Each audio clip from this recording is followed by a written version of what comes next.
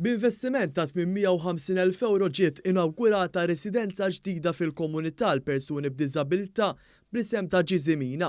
F'konferenza tal-aħbarijiet il-Ministru għall-Inklużjoni Giulia Farrugia Portelli spjegat kif din ir-residenza fiż-Żurrieq se toffri spazju lil 11 il-persuna b'diżabilità biex jgħixu ħajja indipendenti fil-komunità filwaqt li jgawdu minn faċilitajiet aċċessibbli u tal-ogħla kwalità.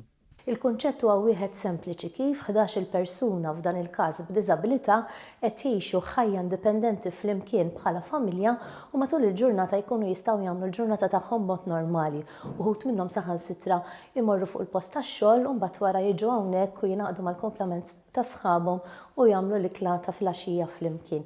Irridu ninvestu aktar fl-indipendenza tal-persuni b'diżabilità għaliex dik verament wassal għall-inklużjoni kompluta. Il-Ministru qalet li permezz tal-proġett Soċjetà Ġusta flimkien ma' Aġenzija Sapport u ma' qdiet mhux governattivi infetħu 15 il-residenza fil-qalba tal-komunità.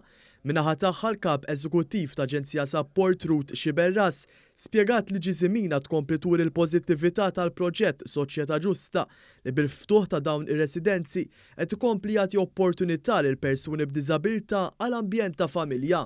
Ġon din id-dar aħna qegħdin naraw li daw il-persuni nkunu inklużi fil-komunità taż-Żurrieq u minn hawn nixtieq nirringrazzja l-komunità taż-Żurrieq li laqgħet daw il-persuni b'diżabilità.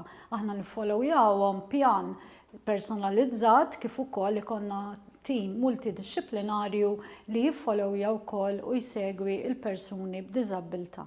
Din ir-residenza tikkonsisti f'mażonett u 3 appartamenti li joffri spazju separat lir residenzi u din il-binja toffri wkoll spazju għal taħriġ u laqgħat kif ukoll uffiċċju għal ħaddiema.